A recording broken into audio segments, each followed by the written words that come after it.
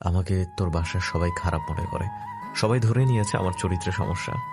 একাধিক মেয়ের সাথে সম্পর্ক আছে। সবচেয়ে বেশি অবাক করেছে তানিমা। দুজনেই চুপ করে রইলাম। হয়তো আজই শেষ দেখা আর শেষ কথা। ওর কণ্ঠটা আর শুনবো না। অয়নের হাতের মুঠোয় থাকা হাতখানা শক্ত করে ধরে বলল, ঘৃণা করিস না নিজেকে, আজও ভালোবাসি তোকে। এই ভালোবাসা আমার জন্যই রেখে দাও না অয়ন। হয়তো এই অনুরোধ সে রাখতে পারবে না। হাতটা ছেড়ে দিল। বুক চিরে বেরিয়ে আসা ওর এই দীর্ঘশ্বাসটুকু আমাকে জীবন্ত লাশ করে দিল। বাসার সবাইকে ইগনোর করছি, কারোর সাথে কোনো কথা বলিনি, ঠিক মতো খাবারও খাচ্ছি না। অয়নের সাথে দেখা হওয়ার পর প্রায় মাস পেরিয়ে গেছে, কিন্তু নিজেকে শান্ত রেখে আমি কঠিন এক পরীক্ষা দিচ্ছি। কান্না কাকে বলে ভুলে গেছি আমি, নাকি চোখের পানি শুকিয়ে গেছে আমি জানি না, তবে এখন আর চোখ ফেটে কান্না আসে না আমার। আজও আমি মনে করি একটা মিরাকেল হবে। হয়তো একদিন বাবা বলবেন, ক্ষমা করে দিলাম, যাও তোমার অয়নের কাছে। অথবা আমাকে অয়নের হাতে তুলে দিয়ে বলবেন, ভালো রেখো আমার ছোট আম্মুকে। পড়াশোনা আর পড়াশোনা। নিজেকে ব্যস্ত রাখার এই একটাই উপায় আছে আমার কাছে। সারা দিন রাত পড়ার টেবিলে কাটাই। রাতে মাত্র 1.5 ঘন্টা থেকে 2 ঘন্টা ঘুমাই। আয়না দেখা ছেড়ে দিয়েছে। ফোনের গ্যালারিও খুলে অয়নের ছবিও আর দেখি না। আমার দেখা দেখি মানহাও সেকেন্ড টাইম পরীক্ষার প্রস্তুতি নিচ্ছে, তবে ওর আচরণে অনেক পরিবর্তন এসেছে। কেন যেন মনে হচ্ছে আমায় এড়িয়ে যাচ্ছে মানহা। আজ অনেক দিন পর আপু এসেছে বাসায়। আমার রুমে এসে চেঁচিয়ে বলল, তনুন সারপ্রাইজ। শান্ত চোখে সেদিকে তাকিয়ে আবারও পড়ায় মনোযোগ দিলাম। আপু এসে বলল, কেমন আছিস? তোমরা ভালো আছো? তাই আমিও ভালো আছি। অভিমানের সুর ঠিক কতটা বুঝলো জানি না। আপু বলল, খুশি হসনি তুই? আমি পড়ছি, বিরক্ত করো না। আপু আমার মুখটা নিজের দিকে ঘুরিয়ে বলল, কি করেছিস চেহারার? চোখের নিচে দাগ কেন? মলিন হেসে বললাম, সুখে থাকার ফলাফল এগুলো আপু। তুমি এখন অন্য রুমে যাও। আপু বেরিয়ে গেল। আমি আবারও পড়াশোনায় মন দিলাম। কিছুক্ষণ পর আপু এসে বলল, একটা কথা বলতে চাইছিলাম। আমি জবাব না দিয়ে আবারও বলল, বলবো কি? বলো। বইয়ের দিকে তাকিয়ে উত্তর দিলাম। কালকে ভ্যালেন্টাইন্স ডে, ইত্যাদি চাইছিল তোর সাথে দেখা করতে।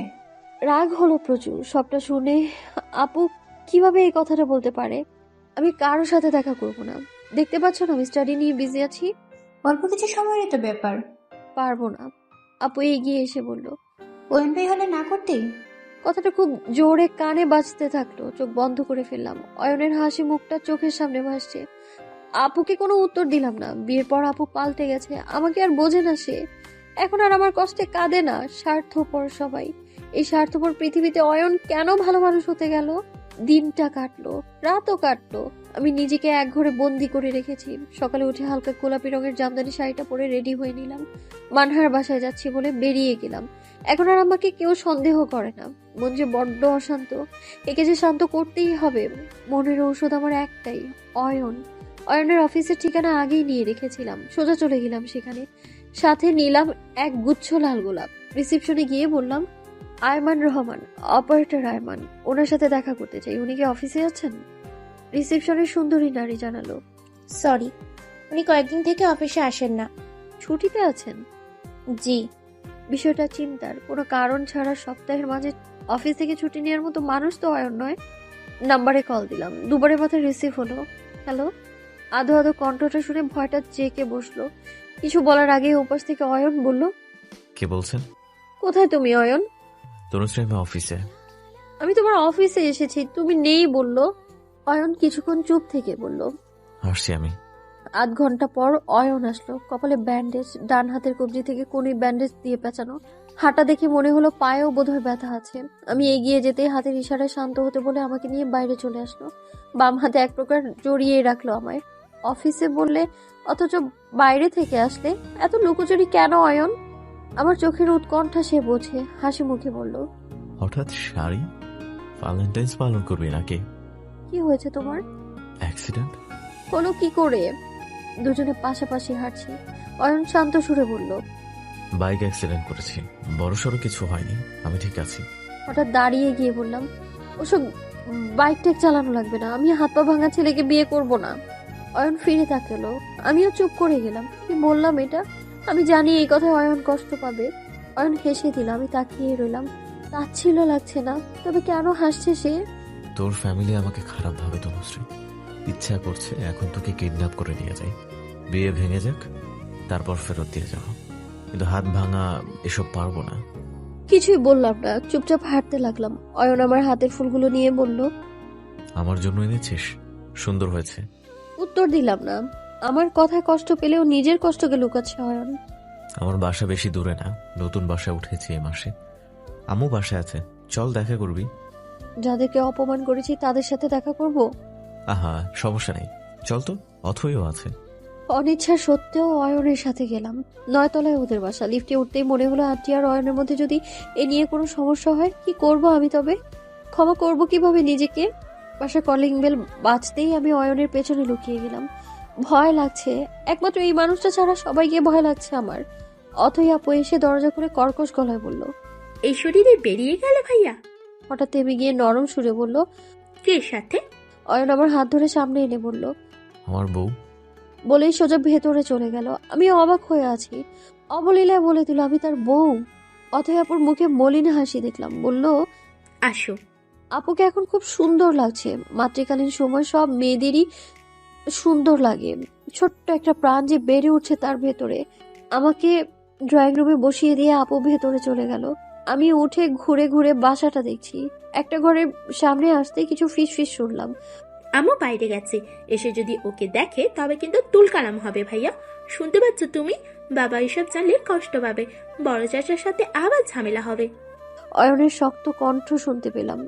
পুরো দুনিয়া এলোমেলো হয়ে যাক, ইত্তাজাকে খুন করে হলেও তনুশ্রী আমার হবে। এ কি শুনলাম আমি? অয়নের মতো শান্ত মেজাজের কেউ এটা বলল? যা খুশি করো ভাইয়া। আমি আবারও গিয়ে আগের জায়গায় বসে পড়লাম। কেন আসলাম আমি এখানে? অথই আপু শরবত এনে দিয়ে বলল, কেমন আছো? ভালো, তুমি কেমন আছো? ভালো আছি তনবু। এমন সময় ফোনটা বেজে ওঠায় আপুর কথা শেষ না করেই চলে গেল। আমি অয়নের রুমের দরজায় গিয়ে নক করলাম। আয় অথই। দরজা খুলে বললাম, অয়ন বাইরে আসো, কথা আছে। অয়ন কম্পিউটারের সামনে বসে আছে, না তাকিয়ে বলল, তনুশ্রী কি বলবি বল। বাইরে আসো। অয়ন উঠে এসে আমাকে ভেতরে ঢুকিয়ে দরজাটা লাগিয়ে দিল। দরজার সাথে হেলান দিয়ে দাঁড়িয়ে বলল, বল কি বলবি। তার চোখের দিকে তাকিয়ে রইলাম। সেই দিনেও তাকে ভয় লাগেনি, আর আজও লাগছে না। আমাকে কাছে টেনে নিয়ে বলল, বল। কি বলছিলে তুমি? কোথায়? আপুর সাথে। অয়ন চুপ করে থেকে বলল, রাগের মাথায় বলেছি। ওর কপালের ব্যান্ডেজে আঙুল ছুঁয়ে দিয়ে বললাম, পুরো দুনিয়াকে এলোমেলো করে দাও না অয়ন। অয়ন একটু নিচু হলো। কাছাকাছি চলে আসলাম দুজনে। নিঃশ্বাস ভারী থেকে ভারী হতে থাকলো। যদি ইত্তাজা বড় চাচার ছেলে না হতো তবে সত্যি দুনিয়া এলোমেলো হতো। আমি কিছুই বললাম না। তার কাছে থেকে সরে আসতে চেয়েও পারলাম না। সে আরো কাছে টেনে নিল। আমার কপালে ফু দিয়ে চুলগুলো সরিয়ে দিয়ে বলল, এতদিনে আমার ঘরের রানী হয়ে যেতে পারতি তনুশ্রী। আজ অনেক দিন পর চোখ থেকে পানি ঝরছে। অয়ন আমায় কাঁদতে নিষেধ করছে না, ফ্যাল ফ্যাল করে চেয়ে আছে শুধু। তোকে বলেছিলাম স্বার্থপর হয়ে সুখী হব না, কিন্তু সত্যটা হলো স্বার্থপর না হয়ে আমরা সুখী হই না। অয়নকে শক্ত করে জড়িয়ে ধরলাম। সেও এক হাতে যতটা সম্ভব জড়িয়ে নিল আমায়। ফুপিয়ে ফুপিয়ে কাঁদছি আমি। বেশ অনেকটা সময় পর বললাম, যে খারাপটা তোমাকে সবাই ভাবে সেই খারাপটাই তো তোমার হওয়া উচিত ছিল। আমার মুখটা তুলে দিয়ে বলল, তোকে অসম্মান করা সম্ভব না আমার তনুশ্রী। সম্মান করে যে ভালোবাসাটা পেয়েছি, অসম্মান করে সেটা ঘৃণা হয়ে যেত। একটু চুপ থেকে আবারও বলল, আমাদের বাঙালি পরিবারের একটা নিয়ম আছে, পরিবারের যে সন্তান স্যাক্রিফাইস করে তাকে সবাই তুচ্ছ করে। তার ভালো মন্দ ইচ্ছা অনিচ্ছা কেউ দেখে না, তার ভালো থাকার খোঁজটাও কেউ নেয় না। একটু সরে আসলাম। অয়নের যত কাছে যাব তত তার সাথে নিজেকে জড়িয়ে ফেলবো। চোখ মুছে বললাম, আমি চলে যাব অয়ন। সে হেসে বলল, বেঁধে রাখার জন্য তো আনিনি, অবশ্যই যাবি। আলমারি খুলে একটা ব্যাগ বের করে আমার হাতে দিয়ে বলল, খুলে দেখ তো। কি আছে? খুলে দেখ।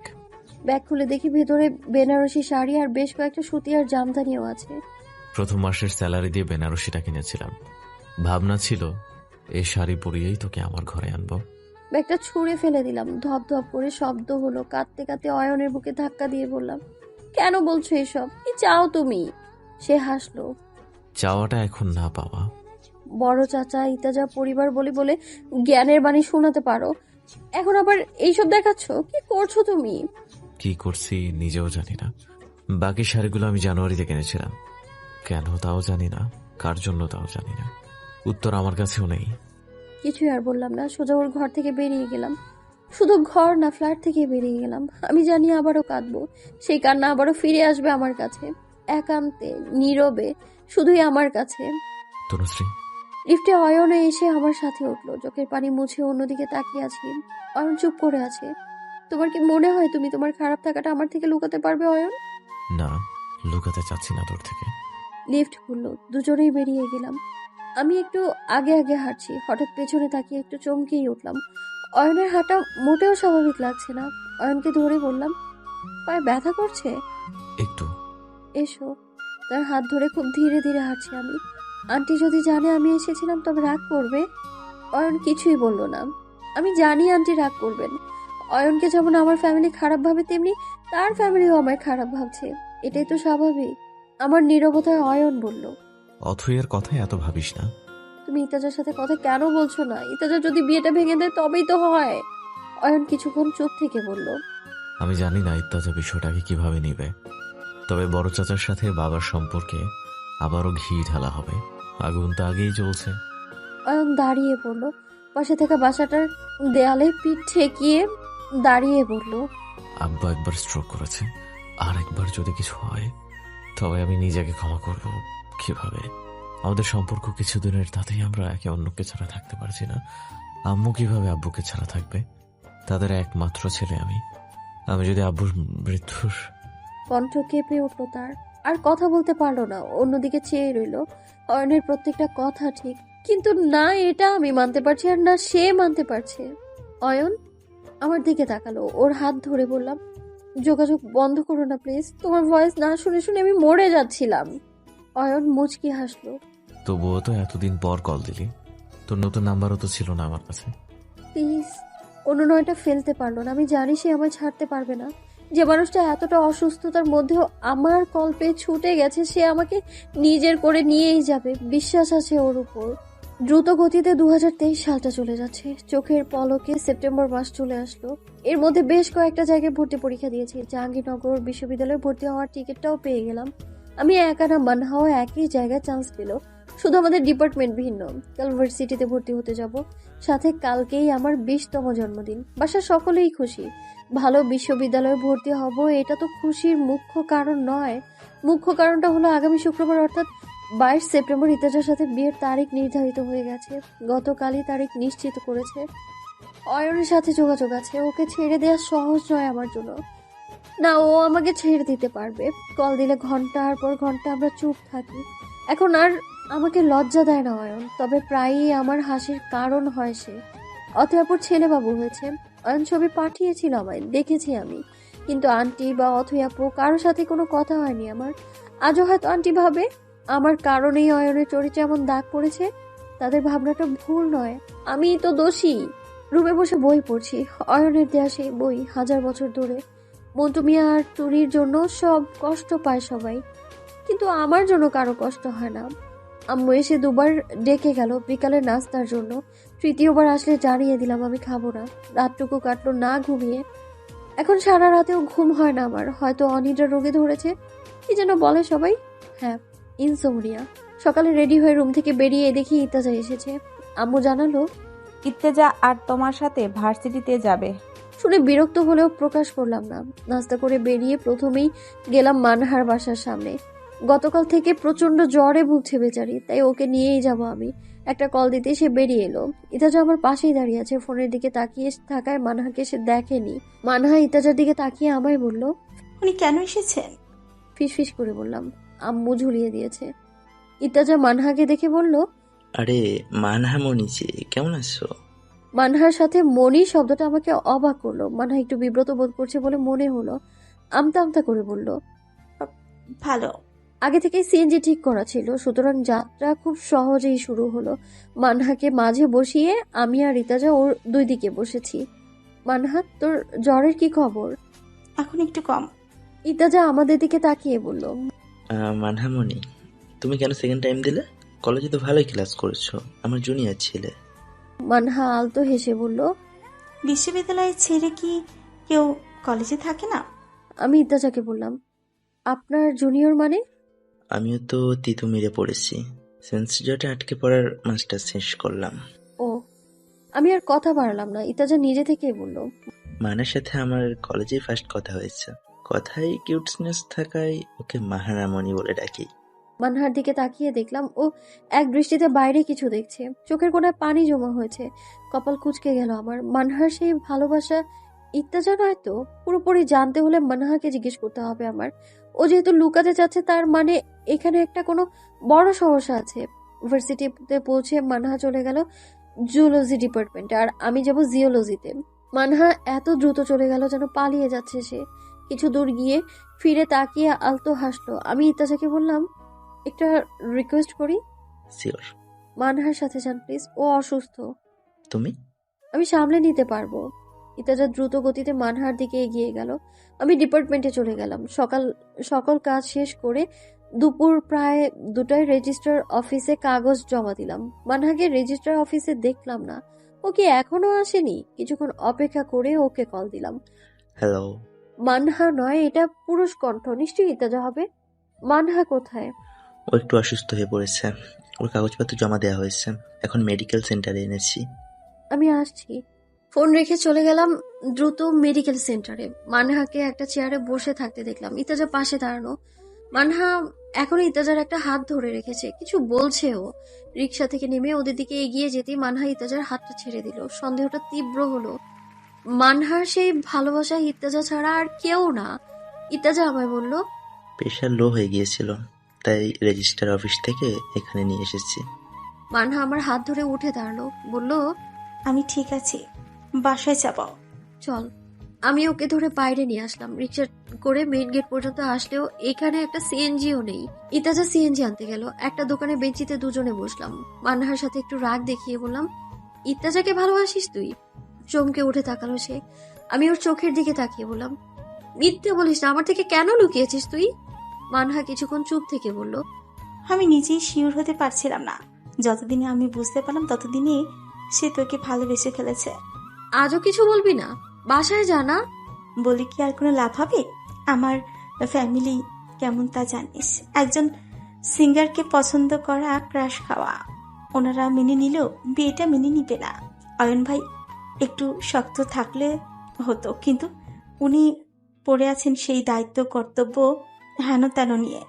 চশমাটা ঠেলে দিয়ে চুপ করে রইলাম। মনে মনে ভাবছি, আমার ফ্যামিলি যদি এটা বুঝতো, তাহলে ইতাজা ধীরে ধীরে সেলিব্রিটি হচ্ছে, শত শত মেয়ের সাথে ওঠা বসা হচ্ছে।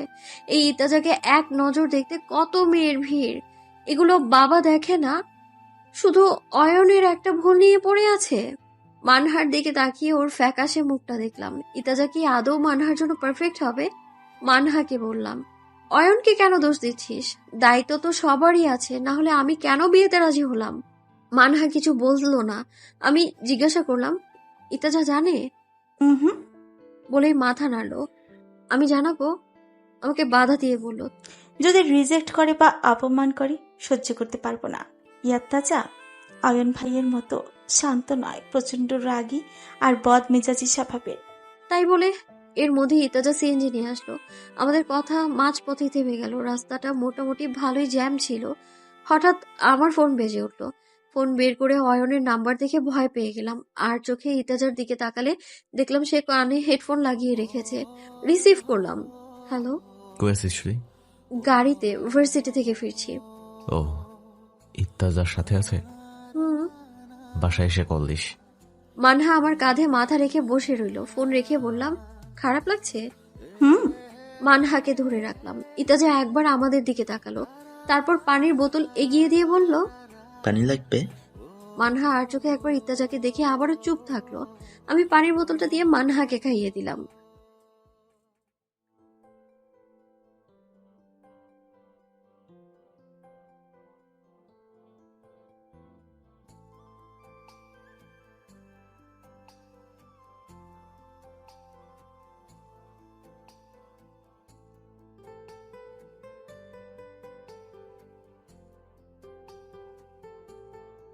ইতাজার হঠাৎ গাওয়া গানে মানহা আমি দুজনে ওর দিকে তাকিয়ে রইলাম। মানহা আমার গা ঘেঁষে বসে আবারও কাঁধে মাথা রাখলো। ওর চোখ থেকে গড়িয়ে পড়া পানিটা আমার দৃষ্টি হারালো না।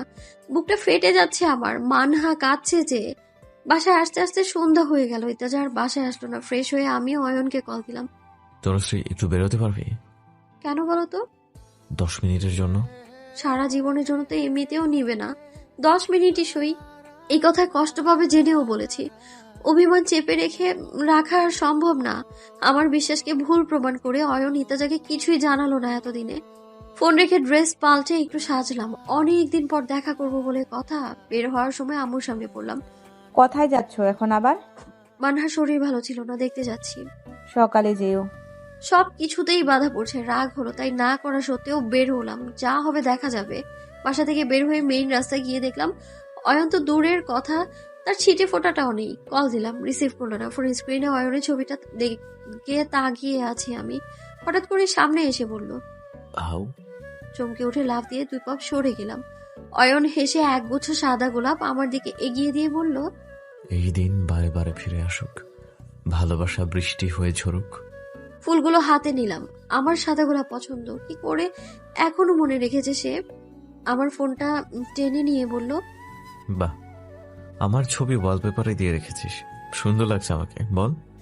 একটা দীর্ঘশ্বাস ছেড়ে ফোনটা নিয়ে ব্যাগে রাখলাম। বললাম, এদিন বারে বারে ফিরে আসলেও তোমাকে ছাড়াই ফিরে আসবে। অয়ন কিছু বলল না, গিয়ে বাইকে উঠে পড়লো। অয়ন চলে যাবে? তুই বাসায় যা তনুশ্রী, রাত হয়ে গেছে, এখন বাইরে থাকলে অসুবিধা হবে। এগিয়ে গিয়ে বললাম, ঠিক কি অসুবিধা হবে বলতে চাও? মরে যাব?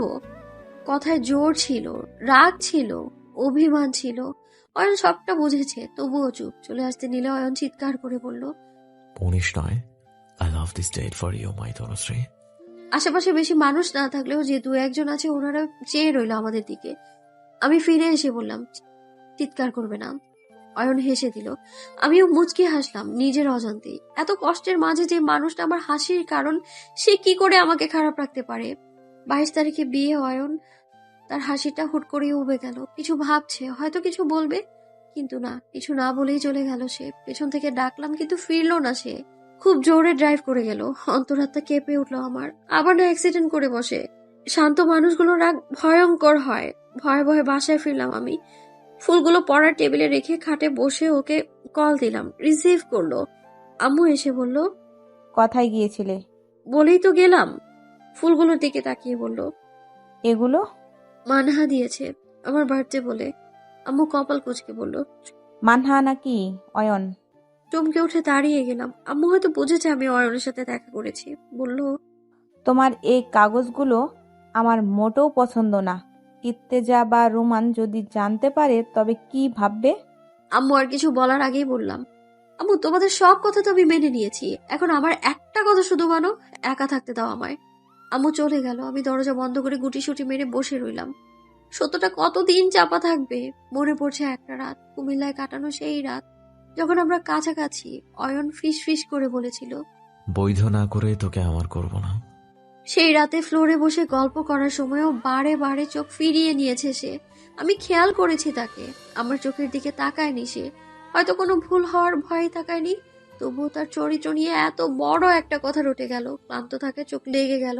হঠাৎ ফোন কেঁপে ওঠায় লাফিয়ে উঠে দেখি অয়ন কল করেছে। অয়ন?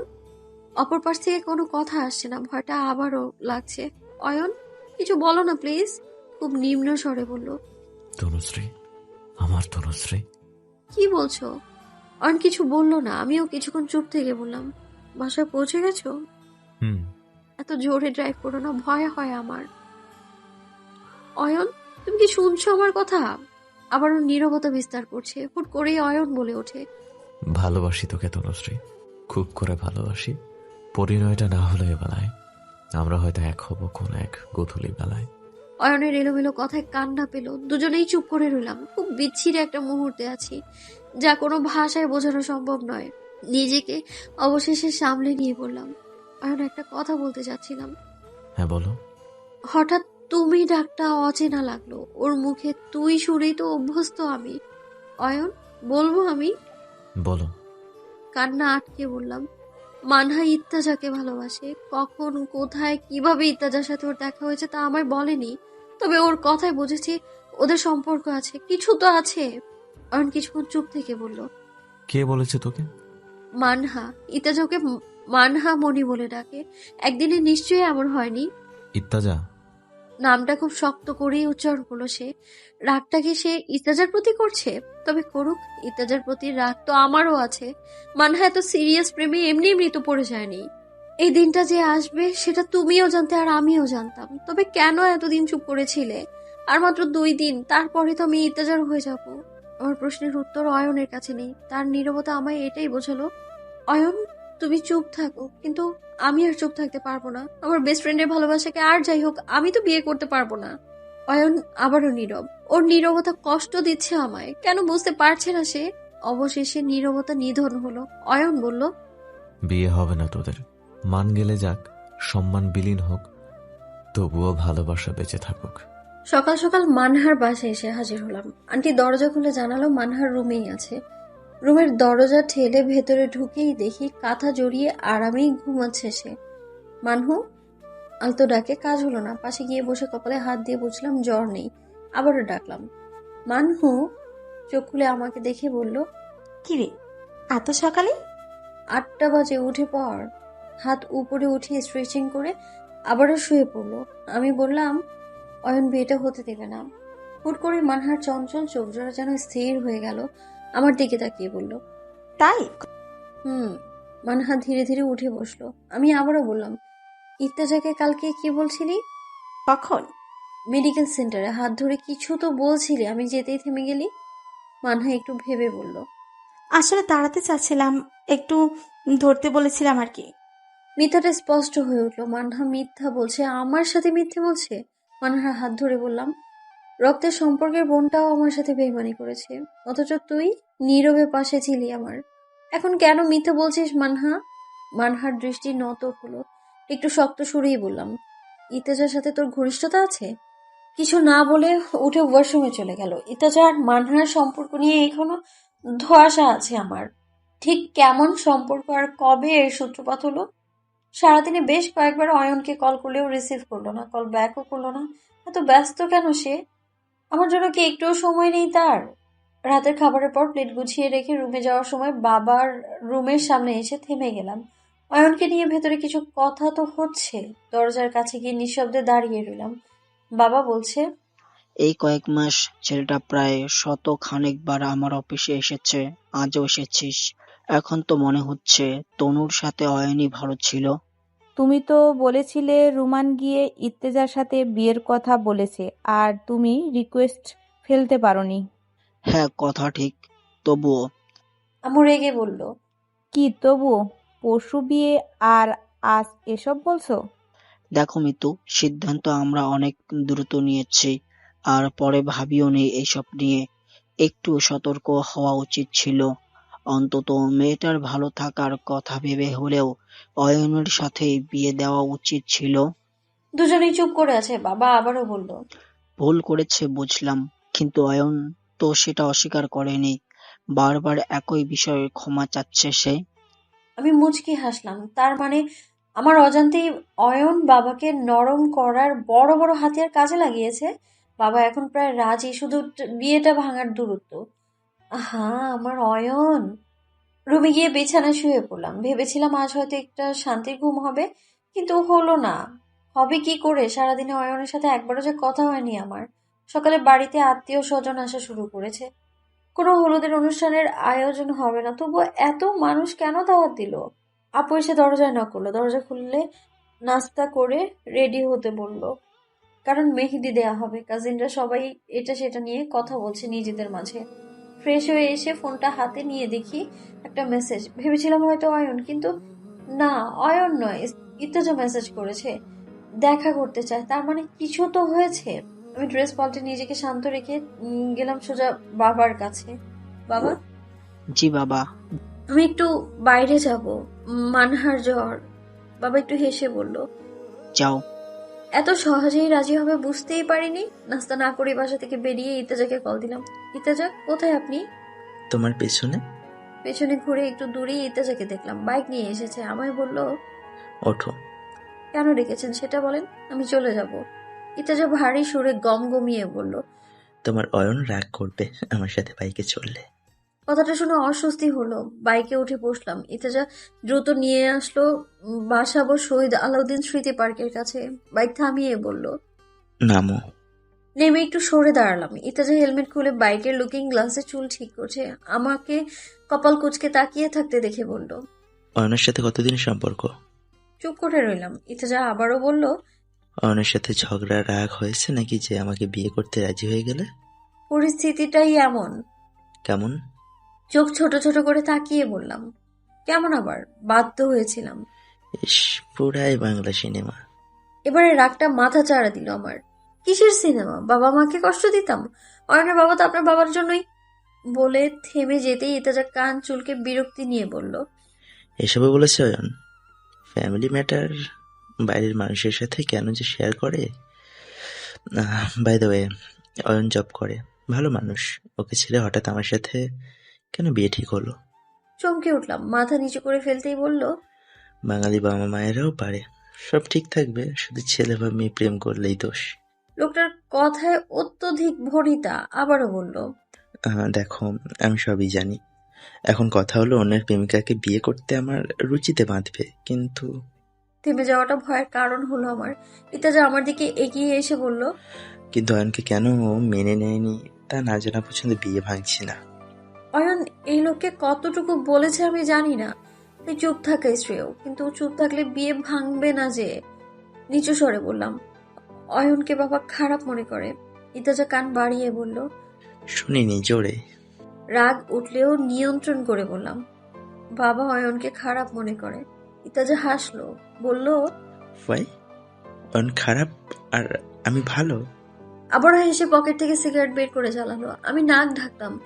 এতদিন লোকটাকে ভালোই দেখে এসেছি, অথচ আজ তার অন্যরকম আচরণ দেখছি।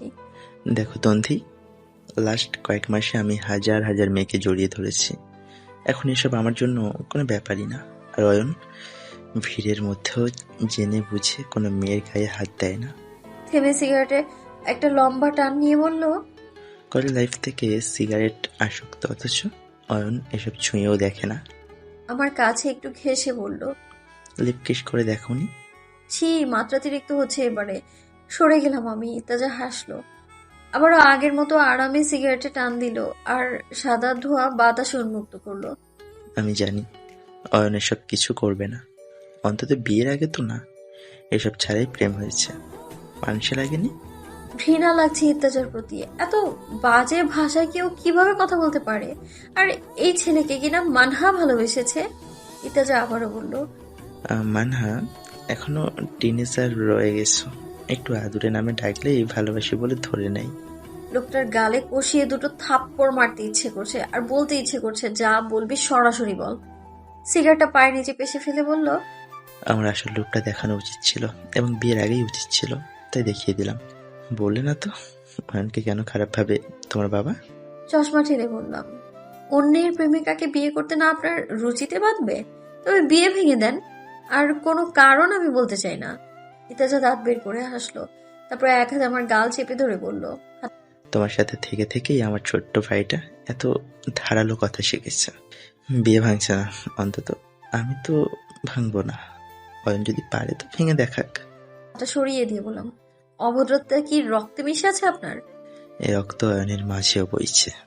বাইকে উঠে চোখ টিপে হেলমেটটা পরে বলল। বাসে চলে যাও, বাই। ইতাজা চলে গেল। আমি হেঁটে বাসার দিকে রওনা দিলাম। লোকটাকে কিছু কড়া কথা শোনাতে পারলে ভালো লাগতো আমার, কিন্তু হিতে বিপরীত হওয়ায় ভয়ে উল্টো পাল্টা কিছু বলিনি আমি। আবার সে ফিরে এসে বলল। তানিমা ভাবিকে দেখতে এসে তোমাকে একটা চিঠি দিয়েছিলাম, পেয়েছিলে? অবাকের এই পর্যায়টা হয়তো অবশিষ্ট ছিল। যে চিঠি রুম্মান ভাইয়া দিয়েছে বলে ধরে নিয়েছিলাম, সেটা ইত্তেজা দিয়েছিল, তাও আমাকে। তোমাকে ভালো লেগেছে তাই দিয়েছিলাম। ওকে, আসছি। চলে গেল। কিছুক্ষণ পেছন দিকে তাকিয়ে থেকে আবারও হাঁটা শুরু করলাম। ফোন বেজে উঠলো। অয়ন কল করেছে। রিসিভ করে ধমক দিয়ে বললাম, কাল সারাদিনে কয়বার কল দিয়েছি দেখেছো তুমি? অয়ন আদুরে সুরে বলল। তমশ্রী, সরি, আসলে অনেক বড় ঝামেলায় ফেসে গিয়েছিলাম। বাসায় কিছু হয়েছে? অনেক কিছু হয়েছে, ইত্যাজা ঝামেলা করেছে। আমি হাঁটা থামিয়ে দিলাম। বললাম, মাত্রই আমার সাথে দেখা করেছে। কি বলেছে? দেখা করো তুমি। কি বলেছো ইত্যাজাকে তুমি? অয়ন একটু চুপ থেকে বলল, ইত্তেজাকে আমি কিছুই বলিনি, বলার আগেই কাল সকালে এত বড় ঝামেলা হয়েছে। কপাল কুঁচকে গেল আমার। তুমি বলনি? তবে কি মানহা বলেছে? সবই জানি ইর্তেজা। অফিস থেকে আজকে তাড়াতাড়ি বেরোবো, দেখা করিস। কল কেটে গেল।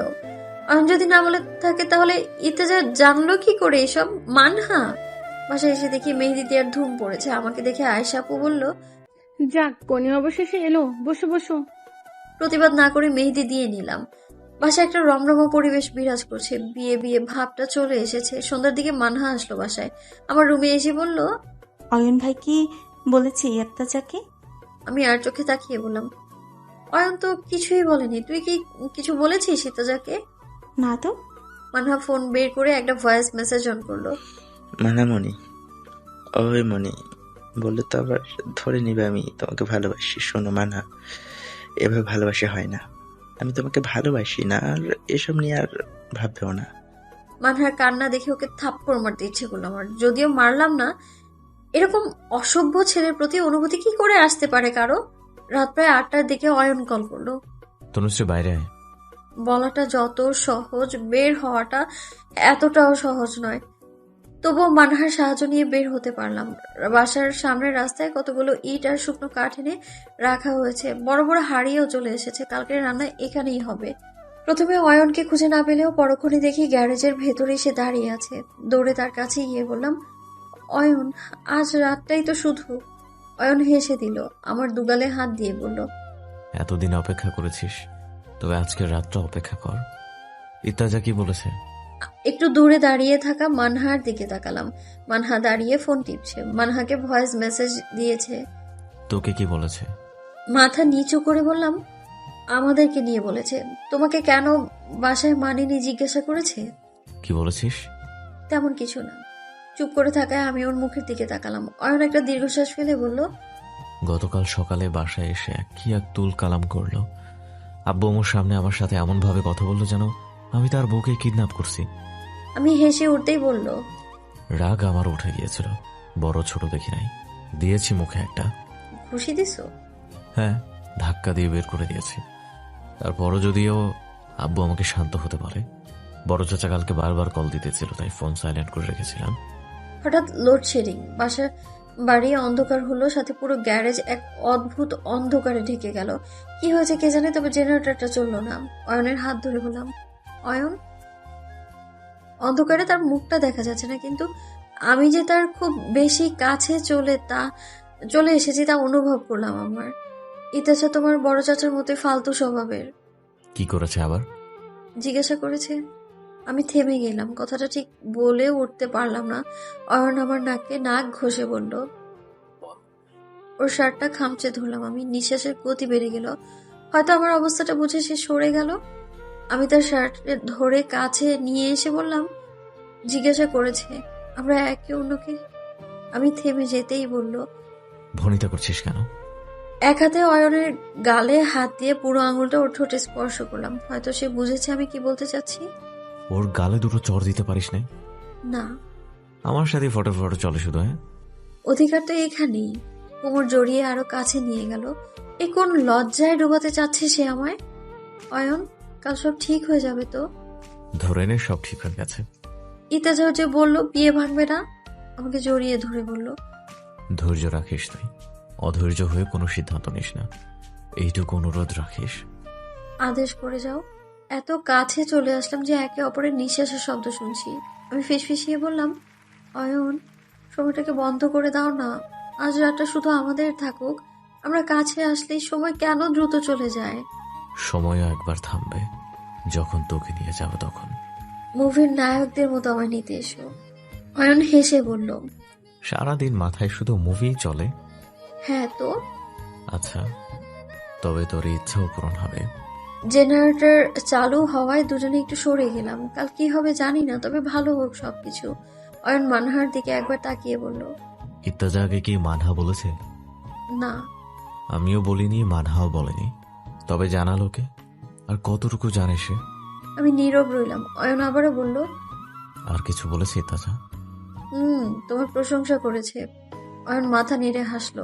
আমি বললাম, আবার আমার গালে হাত দিয়েছে। নিজের গালে হাত দিয়ে বললাম, এইভাবে ধরেছে।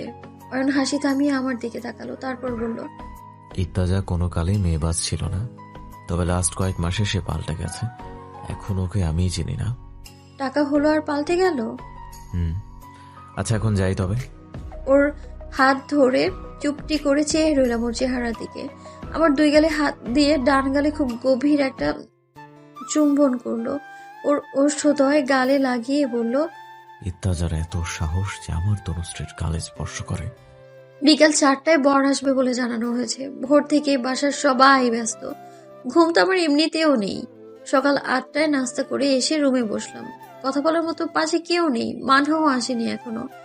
চিন্তায় চিন্তায় বেপরোয়া হয়ে আসছে আমার মন। অয়নের নাম্বারে ডায়াল করলাম, দুবারই রিসিভ হলো। অয়ন? অয়নের কণ্ঠ পেলাম না, তবে বাসার একাধিক মানুষের কণ্ঠ শুনলাম। ইকরাম, তুমি বাড়াবাড়ি করছো। ইকরাম তো অয়নের বড় চাচার নাম, আর কণ্ঠটা আমি ভুল না করলে আনোয়ার আঙ্কেলের। মানে ওদের বাসায় আবারও গন্ডগোল লেগেছে। এবার ইত্তাজার কণ্ঠ শুনলাম। কাকা, এবারে সমস্যার কারণ আপনার ছেলে, এটা স্বীকার করুন। কি করছেন অয়ন? তন্দির সাথে ওর সম্পর্ক ছিল, সেটা কেন গোপন করেছে সে? এবারে অয়ন বলল, ইত্তাজা ভাই চুপ করো। জন্মের পর থেকে এই পরিবারের ঝামেলা দেখিয়ে আসছি। সেই ঝামেলায় ঘি ঢালতে চাইনি বলেই চুপ ছিলাম। এখনের ঘিটাকে ঢেলেছ অয়ন? আনোয়ার আঙ্কেল বলল, প্লিজ থামো, এত চেঁচামেচি সহ্য হয় না আমার। বড় চাচা বলল, ইত্তেজাকে কেন মেরে বাসা থেকে বের করেছিল অয়ন? তুমিও তো তোমার বাবার মতোই নিমরা শয়তান। অয়ন শক্ত কণ্ঠে বলল, আব্বু তুমি রুমে যাও। আর ইত্তাজা ভাই, চাচা আপনারা বেরোন বাসা থেকে।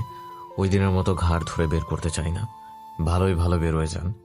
এই মেইন দরজাটা হলো লক্ষণ রেখা, এটা পার হয়ে এইদিকে যেন আর না আসে। বিয়ে কি করে আটকাও তুমি, আমি দেখব। এটা কোনো প্রতিযোগিতা না চাচা। সারা জীবনের সিদ্ধান্ত এমন কম্পিটিশন মতো কেন নেবেন? এটাই কম্পিটিশন। একটু পরে অয়ন বলল, ইত্তাজা ভাই তুমি অন্তত ভেবেচিন্তে সিদ্ধান্ত নিও। ধুম করে একটা শব্দ হলো, হয়তো দরজা বন্ধ করেছে। চুপচাপ শুনছি আমি। এত সব ঘটনার জন্য আমিই দায়ী। যদি রুমান ভাইয়াকে আগেই সবটা বলে দিতাম, তবে হয়তো এত কিছুই হতো না। আমি কিছু বলতে গিয়েও থেমে যাই, কারণটা হলো জানার আগে। একটা মেয়ের জন্য সংসারে আবারও অশান্তি। ছেলেটা হয়েছে আমার, যেন দুনিয়াতে আর কোনো মেয়ে নেই। আজ আবার মেয়েটার বিয়ে ভাঙতে যেও না। ওই মেয়ে বাসায় আসলে আমি থাকবো না। কি থামবো? বিয়ে ঠিক হওয়ার পরেও তো মেয়েটাকে তুই বাসায় এনেছিলি। অথয়ের বিয়েতে মিতুকে দাওয়াত দিয়ে ভুল করেছি। আমার সাদাসিধা ভালো ছেলেটাকে ফাঁসিয়ে কথার মাঝে মনটা কেটে গেল। আমার কান্না পেল। টেবিলের উপরে থাকা আমার ডায়েরিটা নিয়ে গিয়ে বারান্দায় রাখলাম। এই ডায়েরি দিয়ে আমার অয়ন আর আমার সবচেয়ে সুন্দর সুন্দর বারান্দায় বসে গত রাতের ঘটনাগুলো লিখছি। হয়তো এটাই শেষ লেখা। এমন সময় অয়ন যতটা পারি সামনে বলে গেল, সে আমারও মনে হয়েছে। অয়ন একটা দীর্ঘশ্বাস ফেলে বলল, চাচা তুমি কথা শুনতে গেলে ইত্তেজা কাকে কি করেছে ভুলে গেছো? তুমি বেশি ভালো মানুষ অয়ন। ওর কথার মাঝেই বললাম, আন্টি আমাকে কোনোদিনও মেনে নেবে না। আমার কারণে তোমার সাথে আন্টি বিরোধ হবে। অয়ন একটু চুপ করে থেকে বলল, হয়েছে তো, এবার একটু থামো। বিরক্ত হচ্ছে তুমি? কিন্তু সবাই সকাল থেকে তোমার খুশি আমাকে দিয়েছে। রাগ দেখিয়ে বলল, তুমি এসো না আমার নিতে। তবে কেউ আর কিছু তোমায় বলবে না। অয়নের কণ্ঠ আরো নরম হয়ে গেল। তনুশ্রী, কালকে আমি বলেছিলাম তোকে ধৈর্য রাখতে, কেন অধৈর্য হচ্ছিস? আর তোমার তো কিছু কথা শেষ না করে কান্না করে দিলাম। অয়ন চুপ। আমি কাঁদছি আর থেমে থেমে ফুপিয়ে উঠছি। অনেকটা সময় পর অয়ন বলল, তনুশ্রী শান্ত হও। এসব তো আমাদের জীবনেরই অংশ। এরকম ভালো খারাপ চক্রাকারে চলতে থাকে। পুরোটা জীবন এরকম হবে না। আজ যদি ইত্তাজার সাথে তোর বিয়ে হয়েও যায়, তবুও মেনে নিতে হবে এটাই নিয়তি। আমি চুপ করে গেলাম। কান্নাটাও বন্ধ হয়ে গেল। অয়ন যেহেতু বিয়ে নিয়ে সংশয় আছে, তাই আমার চিন্তাটা আরো বাড়লো। তনুশ্রী, যা হবে সবটা আগে থেকে নির্ধারিত। জন্ম মৃত্যু বিয়ে আমাদের হাতে নাই। বিচ্ছেদ তো সকলের জীবনেই থাকে, কখনো সাময়িক, কখনো চিরস্থায়ী। কিছুক্ষণ চুপ থেকে বলল, এখন বলবো, ধৈর্য রাখ। হাত পা কাঁপছে আমার। অয়নের কথাগুলি গুলিয়ে ফেলছি আমি। ইকরাম চাচা আগেই বোধ হয় সব জানতো, আর জেনে শুনেই বিয়েতে মত দিয়েছে। কিভাবে বুঝলে? শুনি না কি বললো, বিয়েটা তার কাছে কম্পিটিশন। চোখ মুছে বললাম, কিন্তু উনি কিভাবে জানলো? সেটা জানি না, আমি শিওর নই, আর শিওর হয়েও লাভ নাই। কিছুক্ষণ চুপ থেকে বললাম, অয়ন আমার তোমাকেই লাগবে। পাগলামি করিস না। কল কেটে দিলাম। কাঁদছি আমি, চোখে বড় বাঁধ তৈরি করতে ইচ্ছে করছে। ড্রয়িং রুমে বাবার কাছে গিয়ে বুঝলাম বাবা খুব ব্যস্ত। শুধু বাবা নয়, মামা, খালু, চাচু, ফুপা সবাই ব্যস্ত। বিয়ের জন্য এত সমারোহ, অথচ বিয়েটাই ইচ্ছের বিরুদ্ধে। গোসল করে আমাকে বিয়ের শাড়িটা পরিয়ে দেওয়া হলো। মূলত বিয়ের দুটো শাড়ির মধ্যে কোনটাতে ভালো লাগবে সেটাই দেখছে আমার বোনেরা। মানহাকে মিস করছি, সে এখনো আসেনি। তানিম আপু থেকে থেকে কথা বললেও আমি কোনো জবাব দিলাম না। পারিয়া আপুকে ডেকে বললাম, আপু আমাকে একটু একা থাকতে দিবে, ভালো লাগছে না আমার। কি হয়েছে, শরীর খারাপ? না প্লিজ, একা থাকতে দাও কিছুক্ষণ। পারিয়া আপু সবাইকে বুঝিয়ে বাইরে নিয়ে গেল। তনিমা আপু দরজার সামনে দাঁড়িয়ে আছে। আমি দেখেও না দেখার ভান করলাম। আপু চলে গেল। রুমে চুপচাপ বসে আছি। এর মধ্যে অয়ন আবারও কল দিল। রিসিভ করে গাড়ির শব্দ পাচ্ছি, মানে সে বাসার বাইরেই আছে। অয়ন শান্ত গলায় বলল, আমি গাজীপুর যাচ্ছি তনুশ্রী। কি বলছো তুমি? কেন? উত্তেজনায় এক প্রকার চেঁচিয়ে উঠলাম। অয়নের সেই শান্ত সুর বলল, বিয়ের সময় চিৎকার করে কাঁদতে ইচ্ছে করলো, কিন্তু কাঁদলাম না। তনুশ্রী মরে যাবে। তনুশ্রীতে এখনো রাগ নেই। কথা থেমে গেল, করে কলটাও কেটে গেল। কি শুনলাম আমি? কি হচ্ছে এসব আমার সাথে? গতকাল অয়ন বলল সব ঠিক হয়ে গেছে, কিছুক্ষণ আগে হলো আমাকে ধৈর্য রাখতে বললো, অথচ এখন এই অবস্থা। তো এমন হঠাৎ করে কেন? অনেকটা সময় একা একা রুমে কাটালাম। অয়নকে ছাড়া বাকিটা জীবন কিভাবে কাটাবো? 20 বছরে কারো মৃত্যু হয় না, হয়তো, তবে আমার কেন হচ্ছে না? আমার ডায়েরি আর অয়নের দেওয়া চিঠিটা নিয়ে নিচে নেমে আসলাম। এটা হতে পারতো তনুশ্রীর ডায়েরি। সেসব প্রেমিকের জন্য নিদর্শন হতে পারতো, যারা কথা দিয়ে কথা রাখে না। সেসব পুরুষের জন্য শিক্ষার হতে পারতো, যারা তাদের ভালোবাসাকে আগলে রাখতে পারে না। সেসব মেয়েদের জন্য উদাহরণ হতে পারতো, যারা অপেক্ষা করতে পারে না।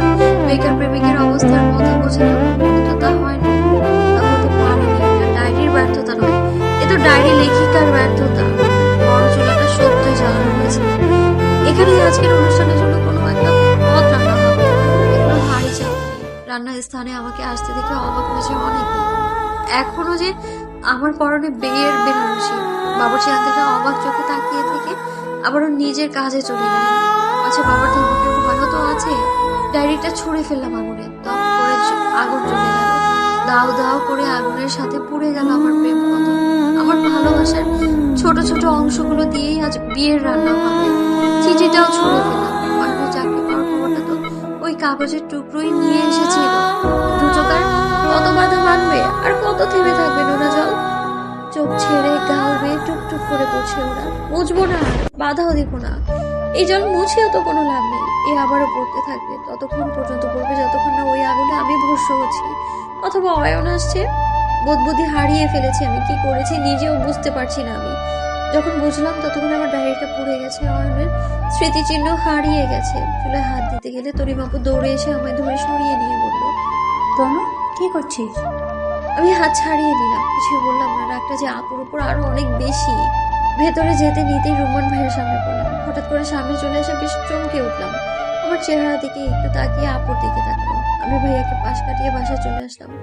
আপু আমার সাথে এলো। কিছুক্ষণ পর ভাইয়া বাসায় ঢুকে আমায় বলল, তুমি একটু বাইরে চলো তো। আমি কিছু বলার আগে তানিবা আপু বলল, কেন? মাত্রই তো এলাম। জানি না, তুমি আসো, এত প্রশ্ন করো না।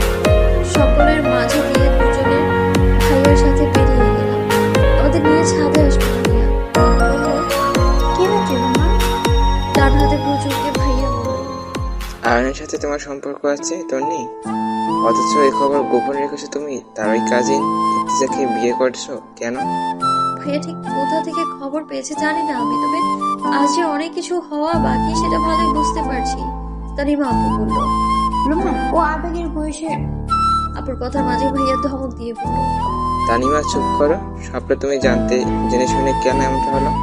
ও মাথা নিচু করলো, আমি চোখ মুছে বললাম, ভাইয়া শান্ত হন, বিষয়টা গুরুতর আমি জানি। আমি আগে আপনাকে সব জানাতে চাইছিলাম, কিন্তু আপু আর আম্মু আমায় নিষেধ করেছে। ভাইয়া আর চোখে আপুকে একবার দেখে বলবো, কেন? আপনার অপমান ভুল করে, আপনার অপমান হলে আপুর সাথে আপনার সম্পর্কের অবনতি হতে পারে ভুল করে। ভাইয়া কপাল মুচকে বলবো, এখন কি সম্পর্কে উন্নতি হবে মনে হয়? ছাদের দরজার কাছে আসতেই ভাইয়ার একটা কথা শুনলাম। আমাকে কি মনে করো তুমি তানু? সামান্য বিষয় নিয়ে আমি তোমাকে কষ্ট দিব ভাবলে কি করে? পেছনে ফিরে দেখি একটা টবে জোরে লাথি দিল ভাইয়া, মুহূর্তের মধ্যে টবটা ভেঙে গেল। আপুকে আমি আগেও বলেছিলাম কোনো কিছু অপ্রকাশিত থাকবে না। সিঁড়ির কাছে এসে আবারও ফিরে গেলাম। ভাইয়া ভাইয়া আমার দিকে তাকালো, একটা ঢোক গিয়ে বললাম, একটা অনুরোধ করবো ভাইয়া। উনি মাথা নাড়লেন, আমি নাক টেটে বললাম, প্লিজ ভাইয়া বিয়েটা ভেঙে দিন। আয়ন আসবে না। কাজে বোঝাচ্ছে কেন তা আমি জানি না। ভাইয়া কিছু বলবেন না, আমি নিজে থেকে ইতেজার বলা সব কথা আর ওর ব্যবহার ভাইয়াকে বলে দিলাম। যতই বলছি ততই তার কপাল কুঁচকে যাচ্ছে। তন্নি ইত্তেজা একটু রাগী, এটা আমি জানি। ওর সিগারেটের অভ্যাস আছে তাও জানি, কিন্তু মেয়েদেরও অনেক সম্মান করে। তিতুমির কলেজে আমিও পড়েছি, কাছ থেকে দেখেছি ওকে। সব বিশ্বাসযোগ্য হলেও ও মেয়েদের অসম্মান করে, এটা আমি মানতে পারলাম না। কথাটা অদ্ভুত ছিল। কাল অয়ন বললো ইতেজা মেয়ে বাস, ভাইয়া বলছে তার মানে ইতেজা ভালো। আমার সামনে এসব কেন বললো তবে? হ্যাঁ, লাস্ট কয়েক মান্থে ও একটু করেছে। আঙ্কেলের কথায় উঠা বসা শুরু করেছে, মানে একদম আঙ্কেল হ্যাঁ বললে হ্যাঁ আর না বললে না। আগে এমন করতো না। আমাকে জানতে পারছি না। আমি আপুর দিকে তাকিয়ে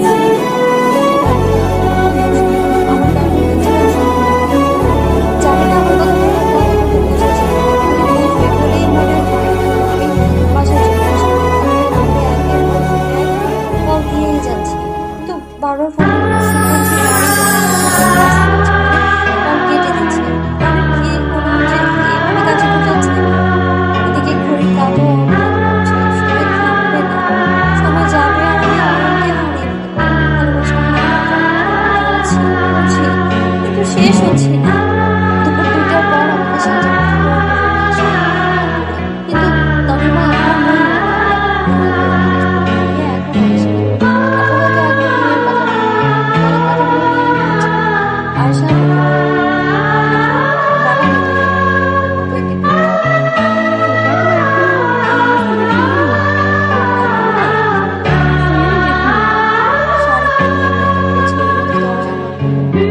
তবু মা, একটু বাইরে আসো। বাবার কণ্ঠ পেয়ে আমি লাফিয়ে বেরিয়ে হাত ধরে নিয়ে গেলেন তনিমা। এরকম রুমন ভাইয়া আর আপুও আছে। ভাইয়া বলল, টনি আমাকে একটু রিকোয়েস্ট করেছে যে বিয়েটা ভেঙে দিই। বাবা আমার দিকে তাকিয়ে তাই অয়ন তো আসবে বলেও কাজে পড়ে যাচ্ছে সে। আমার কথার মাঝে বাবা বলল, আসবে, অয়ন না এসে পারবে না। আমি এসে দরজার কাছে সকালে মতো আমি একটা কথা বলি, বিয়েটা ঠিক করে গেছে তুমি।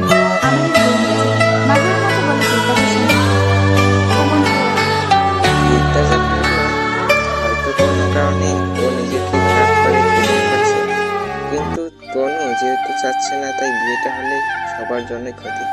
বাবা বোধহয় একটু চিন্তিত হলো, কিছুক্ষণ চেয়ে রইল আমার দিকে। বিষয়টা স্বাভাবিক, বিয়ের দিন বিয়ে ভাঙা মোটেও সহজ কিছু না।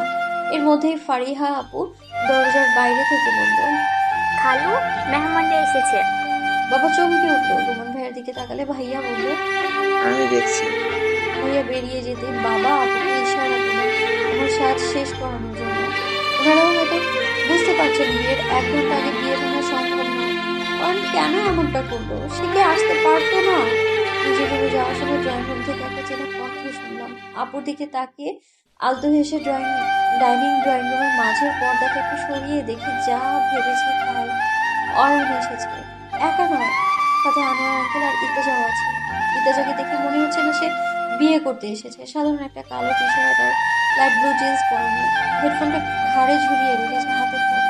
অয়ন তো বরাবরের মতো পরিকল্পনা ফর্মাল। ইত্তেজা বলল, আমি এসব নিয়ে কিছুই জানতাম না আঙ্কেল। তন্দি অয়ন কেউ বুঝেনি, বলেনি। আপনারা তো বলতে পারতেন, কিন্তু বলেনি। শেষমেশ বাবা আমাকে জানিয়েছে এসব। বাবা চুরি অয়নও চিৎকার করছে। ইতাজা আবারও বলল, বিষয়টা একটা এলোমেলো পর্যায়ে চলে গেছে।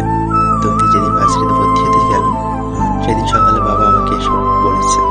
প্রথমে তো বিশ্বাস করতে মন চায়নি, পরে অর্থের থেকে শিওর হলাম রাগ বিষয় অনেক সাথে হয়েছিল। রাগের মধ্যে অনেক কিছু বলেছি ওকে। বিক্রম ভাই এখনো সবটা মেনে নেয়নি।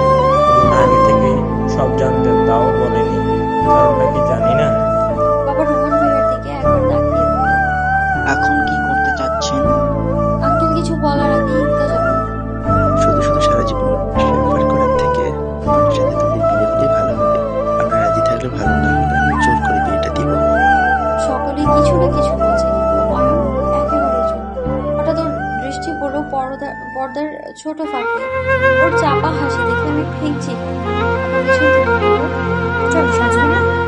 আমি ফিরে দেখি আপুর মুখে হাসি। আমি রুমে এসে ড্রেসিং টেবিলের সামনে বসলাম। তানিম আপু কানের কাছে এসে বলল, ইত্যাদাকে যা বলা উচিত ছিল বলেছি। আমি অবাক হয়ে তাকিয়ে বললাম, কবে বলেছি? আজ সকালে ফোনে কথা হয়েছে, যখন তুই রোমানকে বিয়ে ভাঙার অনুরোধ করেছিলি তারপরই। আমি হেসে আপুকে জড়িয়ে ধরলাম। আপু আমার কপালে চুমু দিয়ে বলল, বয়স তৈরি হয়নি, কিছুক্ষণ পর মিসেস ওয়ান হবে বলে কথা। ফারিহা আপু পাশ থেকে বলল, মিসেস আইমান রহমান। ওই কি হলো? আমি ফারিহা আপুকে বললাম, তুমিও জানো? আমরা সবাই জানি, রানীমা বলেছে। আমি ওদের দিকে ফিরে বললাম, অ্যানাউন্স করে দাও। আমাকে সাজানো হলো, তবে শাড়ি আবারও পাল্টানো হলো। সেই শাড়িটা বললাম যেটা অয়ন কিনেছিল, কারণ এখানে আসার সময় নিয়ে এসেছে এটা। আর রোমান ভাইয়া আপুকে একটু আগেই দিয়ে গেল। আয়নার সামনে দাঁড়িয়ে চেয়ে আছি আমি, নিজেকে কেমন লাগছে তাই দেখছি। অয়ন থেকে হাসি সরছেই না। তানিম আপু বলে ওঠে, এমনি মেয়েকে মাঝে মধ্যে হাসিস না, বিচ্ছিরি লাগে। হঠাৎ কিছু মনে পড়ায় আমি থেকে তাকিয়ে বললাম, আপু মানহা আসেনি? না, ও কোথায় যে কে জানে। আমার কপালে চিন্তার ভাঁজ পড়ল। মানে আমার কোথায় গেল? ইন্টারচার করা ভয়েস মেসেজ শোনার পর থেকে সে চুপ ছিল। কল দিলাম মানহাকে। তনুমনু, আমি আজকে আসবো না। তুই আয় প্লিজ মানহা, আমাকে শেষবারের মতো দেখতে আয়। ও হয়তো আরো কিছু বলতো, তবে তার আগে আমি কলটা কেটে দিলাম। সবার আগে আমি বেরিয়ে ডাইনিং এ আসলাম।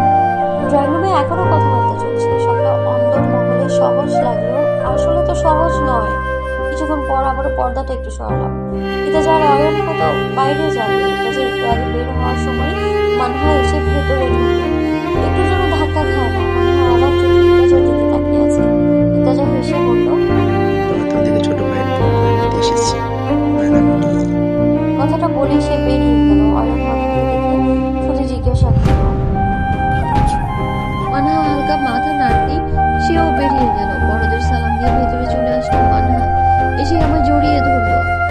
তনুমনু, কখন হলো এত কিছু? হঠাৎ করে হয়ে গেল। তোর জীবনে সব কি হঠাৎ করে হয়? হঠাৎ করে প্রেম হয়, বিয়ে ঠিক হয়, আবার জামাই পাল্টে যায়। আপুরা সবাই হেসে উঠলো। আমিও হেসে মাথা নিচু করলাম। মাত্র 2টা বছর হলো অয়নের সাথে দেখা হলো। কত কি হয়ে গেল এই মধ্যে। সন্ধ্যার পরে আনুষ্ঠানিকভাবে অয়ন এলো।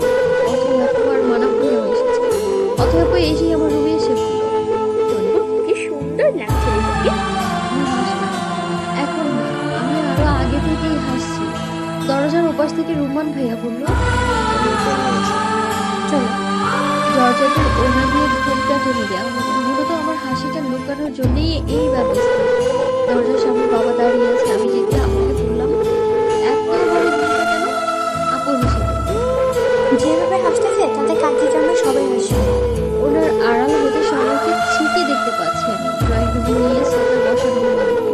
পাশে বাবা বসেছে, মুখোমুখি সোফায় অয়ন, নোয়ার আঙ্কেল আর একজন অচেনা আঙ্কেল। সিঙ্গেল সোফায় বসেছে কাজী আর রুমান ভাইয়া সহ আমার কয়েকজন কাজিন ভাইয়ারা পাশেই দাঁড়িয়ে আছে। এটা যে নেই এখানে। অয়নকে এখন দেখতে সুন্দর লাগছে। সাদা পাঞ্জাবি আর সাদা পাঞ্জাবি। আমি পুরাই নতুন জামাই। জামাই সাজতেই বেরিয়ে গিয়েছিল সে। এখন আমি তাতে একদম শিওর। বড় কাকা এসে আমার অপর পাশে বসলো। আমার আঙ্কেল বিয়ে শুরু করার কথা বললেন। দোয়া শেষে আসলো বিয়ের অন্তিম মুহূর্তে, মানে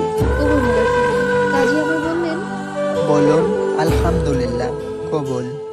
আমাকে চুপ থাকতে দেখে বাবা নিচু স্বরে বললেন, তনবু, আমি বললাম, শুধু তুমি বলে হবে না, আপনারা সবাই আলহামদুলিল্লাহ বলেন। কথাটা খুব ধীরে বললেও পুরো রুম নিশ্চুপ থাকায় মোটামুটি সবাই শুনছে। সবাই জোরে হাসি দিয়ে দিল, এমনকি বাবার কাজেও হাসছে। অয়নকেও মুখ টিপতে দেখলাম হাসতে।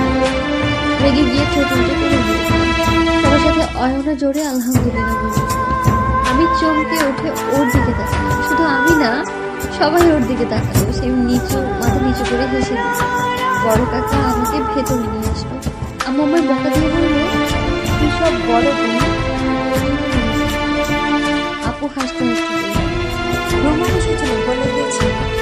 আম্মু জুসের গ্লাস আমার হাতে দিয়ে বলল, বিয়েটা হয়েছে, এজন্য শুকরিয়া করে আলহামদুলিল্লাহ বলতে হয়।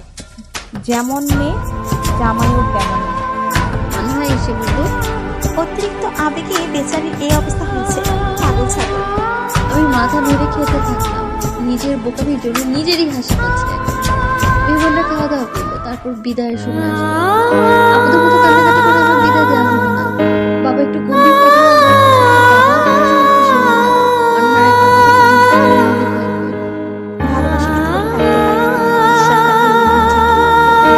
কথাটা শুনে একটু কষ্ট হলো। অপূর্ণ প্রমাণ ওকে সারাটা জীবন যন্ত্রণা দিবে। খেদা থেকে এয়ারপোর্ট পর্যন্ত আসতে খুব বেশি কষ্ট হলো। রাস্তা আজকে প্রায় খালি। গাড়িতে আনতে থাকা অয়নের সাথে মুখে কথা হলো। চুপি চুপি বের হয়েছি আমরা। রাত 10টায় চলে আসলাম অয়নের বাসায়। আন্টি আর অয়নের ছোট চাচি আছে এখানে। দরজা খুলে কুশল বিনিময় করে ভেতরে চলে গেলেন আন্টি। অয়ন আমার কানের কাছে এসে বলল, কিছু মনে করিস না, আম্মুর অভিমান একটু বেশি। এই মানুষটার স্নেহ বেশি তা তো আমি জানি। আমাকে ভালোবাসতে বাধ্য করাবো আমি। আমাকে গেস্ট রুমে নিয়ে যাওয়া হলো। অয়নের ছোট চাচি একজন চমৎকার মানুষ। আমাকে সুন্দর মতো রেখে অনেক খোঁজ খবর নিলেন। অথয়াপুর সাথে অয়নের 4 জন মেয়ে কাজিনও এলো। 2 জন হলো ওর ছোট চাচার মেয়ে, আর বাকি 2 জন ওর খালাতো ও মামাতো বোন। অয়ন ডাইনিং এ আছে। অথয়াপু একটু জোরে বলল, ভাইয়া আমার বিয়ের দিন বলেছিল তনবুকে যে বিয়ে করবে সে হবে একটা নিরীহ প্রাণী, লাইক গরু। শেষে তুমি সেই গরু হলে। সবাই হো হো করে হেসে উঠলো। আমিও হেসে উঠলাম। অয়ন কিছু বলল না। অথয়াপু বলল, জানিস ভাবি আমাদের ভালো গান গায়, অনেক দিন তোমার গান শুনি না তনবু। অয়নের খালাতো বোন মিম বলল, ভাবি প্লিজ প্লিজ প্লিজ একটা গান গাও, ভাইয়ার জন্য গাও। হ্যাঁ হ্যাঁ। সবাই সম্মতি দিল। আমার মাথায় দুষ্টুমি চেপে বসলো। আমি অথয়াপুকে বললাম, দরজা চাপিয়ে দাও। অথয়াপু উকি দিয়ে বলল, ওখানে ভাইয়া ছাড়া আর কেউ নেই। এবারে ছাড়া গরুর মতো গান শুরু করলাম। তাও পুষ্পা মুভির সেই ভাইরাল গান সামি সামি। আমার সাথে সাথে সবগুলো গাইতে শুরু করলো। অয়ন এসে দরজায় দাঁড়াতেই আমি থেমে অন্যদিকে ঘুরে গেলাম। অয়ন বলল, থামবি তোরা? নিজেকে সার্বজনীন স্বামী মনে হচ্ছে। আবার একটা হাসির রোল পড়লো। 11টার দিকে আমাকে অয়নের রুমে নিয়ে আসা হলো। অথয়াপু আমায় বলে গেল, ওয়েট করো, ভাইয়াকে পাঠাচ্ছি। আমি মুচকি হাসতেই অথয়াপু আমাকে একটা হাসি ছুঁড়ে চলে গেল। ড্রেসিং টেবিলের সামনে গিয়ে দাঁড়ালাম। সাজটা একটু পাল্টে গেছে। এতক্ষণের ধাক্কা বলে কথা। মাথার ওড়নাটা খুলে রাখলাম। বেডসাইড টেবিলে এক গুচ্ছ সাদা গোলাপ রাখা আছে। প্রাণ ভরে ঘ্রাণ নিলাম আমি। মনে আবারও দুষ্টু পাখি ডানা ঝাপটালো। কিছু স্বপ্ন, কিছু মেঘলা, কিছু বইটই ধুলো লাগা, কিছু ইচ্ছে সাড়া দিচ্ছে এই বসন্ত রাত জাগা মম চিত্তে। পাশ ফিরতেই আজ পলাশ ফুলের কাব্য, নীতি নৃত্যে ফুল ছিঁড়তে শুধু তোমার কথাই ভাববো। আজ হাওয়া বেপরোয়া দিল সন্ধে পাখির ঝাঁক। এই বিকেল আর বেলি ফুল হৃদ মাঝারে থাক নীল দিগন্তে। গান গেয়ে এক প্রকার নাচ করছিলাম আমি। পেছনে অয়নের সাথে ধাক্কা খেতে গানটা থেমে গেল। ফিরে দেখি সে হাসছে, আমাকে পাগল করা সেই হাসি। কিরে, মনে খুব রং লেগেছে? হ্যাঁ। ওর কথার জবাব না দিয়ে পাল্টা প্রশ্ন করলাম, তুই যে বলেছিলে গাজীপুর যাচ্ছ, কেন বলেছিলে? তোকে ভয় দেখাতে। মানে? কপাল কুঁচকে গেল আমার। সে হাসলো। তুই বলেছিলি মুভির মতো তোকে আনতে যেতে। সকালে ইত্তাজা ভাইকে কনভিন্স করে ফেলেছিলাম, তাই মুভি ক্রিয়েট করতে এই ছোট্ট নাটকটা করলাম। ওর হাতে মারতে মারতে বললাম, তুমি খুব খারাপ। আমি কতটা ভয় পেয়ে গিয়েছিলাম জানো? মিথ্যে বলেছো তুমি। কতটা কেঁদেছিলাম আমি, তুমি জানো? আমি রাগ করে তাকাতেই অয়ন আমার গালে চুম্বন করে বলল। রাগ করে না তনুশ্রী, হলদে পাখিটা। টেবিলের বইগুলো নিয়ে শেলফে রাখছে সে। আমি গম্ভীর মুখে বললাম, তুমি বাইরে যাও। অয়ন আলতো হেসে বলল, বিয়ে হয়ে গেছে, সো এখন তো রাত কাটালে সমস্যা নেই। ধমক দিয়ে বললাম, অসভ্য, বাইরে যাও। কেন? আমি ঘোমটা দিয়ে বসে থাকবো, তুমি এসে ঘোমটা তুলে দেখবে। অয়ন ভ্রু উঁচিয়ে আমার দিকে তাকালো।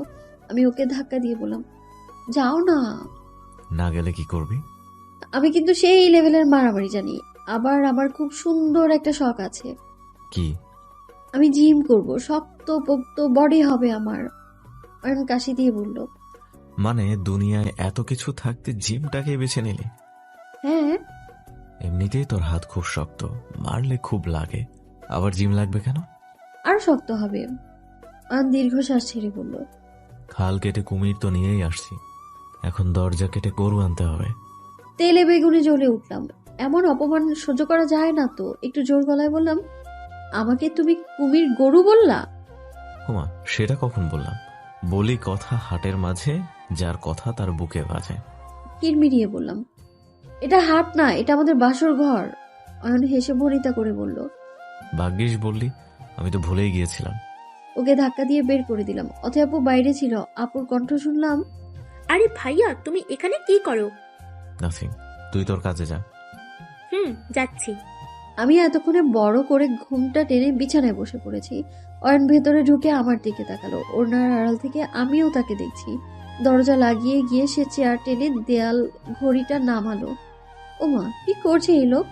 ঘড়ির ব্যাটারি খুলে নিচে ফেলে দিল। নিশ্চুপ রুমে ব্যাটারিটা কিছুক্ষণ গড়াগড়ি খেয়ে স্থির হলো। চেয়ার থেকে নেমে পাঞ্জাবির উপরের বোতামগুলো খুলে হাতা গুটাতে গুটাতে বিছানার কাছে এলো। হাত ঘড়িটা খুলে আমার সামনে ফেললো। আকস্মিক ঘটনায় চমকে উঠলাম। আমার দিকে তাকিয়ে একটু হাঁটু দিয়ে চেপে ঘড়িটা ভেঙে দিল। অবাক হয়ে দেখছি আমি তার কাণ্ড কারখানা। হাতের এক ঝাড়ায় ভাঙা ঘড়িটা পুরো রুমে ছড়িয়ে ছিটিয়ে পড়লো। এবার সে আমার সামনে এসে বসলো। চঞ্চলতা থেমে গেছে আমার। এক রাশ অচেনা লজ্জা কোথা থেকে যেন চলে এসেছে। তার কাছে তো বহুবার এসেছি, কিন্তু এত লজ্জা আমি আগে পাইনি। ঘুমটা সরিয়ে সে আমার থুতনিতে হাত দিয়ে বলল, তনুশ্রী, তোকে মুভির মতো নিয়ে এসেছি। আজ রাতের জন্য সময়টাকে থামিয়ে দিয়েছি। দেয়াল ঘড়িটার দিকে ইশারা করে বলল, 11:35 বাজে। এই সময় আর নড়ছে না, ততক্ষণ নড়বে না যতক্ষণ না আমি যাচ্ছি। আজ রাতের জন্য থামিয়ে দিলাম সময়টাকে। রাতটা শুধুই তোর আর আমার।